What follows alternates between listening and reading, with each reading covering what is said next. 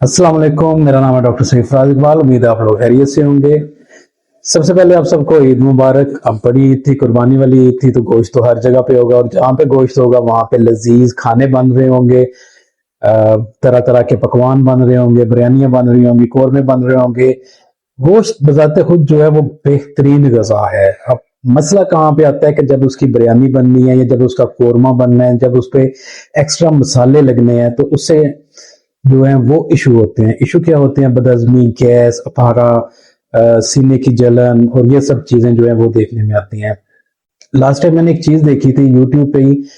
उन लोगों ने क्या किया था, कुर्बानी के बाद गोश्त को लेके उसको पानी में और सिरके में डाल दिया था। इससे क्या हुआ था, उसका सारा जो खून है वो निकल गया था और वो गोश्त लिटरली वाइट हो गया था।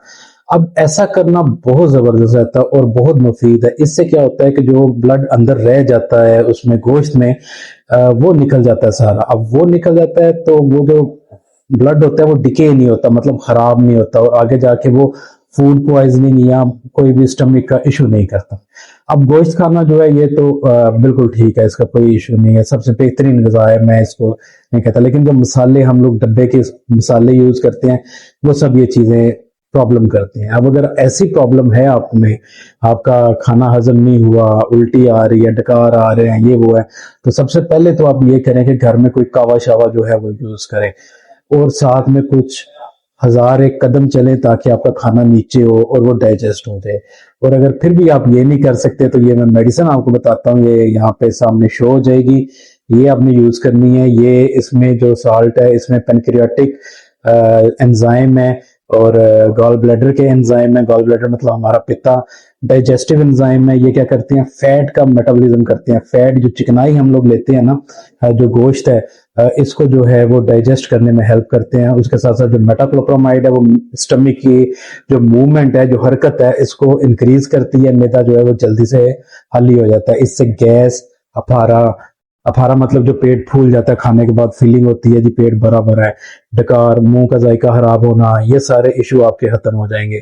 और वो लोग स्पेशली जिनका पित्ते का ऑपरेशन हो चुका हुआ है, पित्ता नहीं है, उन्हें चिकनाई का जो है वो लेना बहुत मुश्किल होता है। उनका सिस्टम उसको इतने अच्छे से डाइजेस्ट नहीं कर सकता। ये मेडिसिन वो भी यूज कर सकते हैं और उनके लिए इसके बहुत अच्छे रिजल्ट हैं। वो उनका जो खाना पीना है वो बहुत अच्छे से हजम होगा। लेकिन इस सबसे पहले, मेडिसिन से पहले, मैं खुद मेडिसिन को इतना प्रेफर नहीं करता, लेकिन मजबूरी है, आजकल का हमारा लाइफस्टाइल ऐसा है, सारा कुछ ऐसा है कि करना पड़ता है।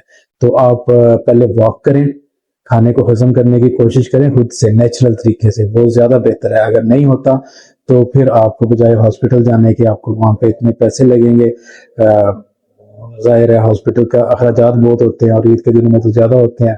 तो आप ये मेडिसिन यूज करें, इससे आपकी उल्टी भी रुक जाएगी, आपका फाड़ा भी ठीक हो जाएगा।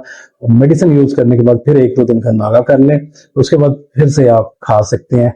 और साथ में कावा पी लें लीमू वाला, और कुछ और उसमें जो है वो पता होता है घर में वो जो सौंफ वगैरह डाल के उसका कावा बनाते हैं, वो आप यूज कर सकते हैं। बाकी दुआओं में याद रखिएगा।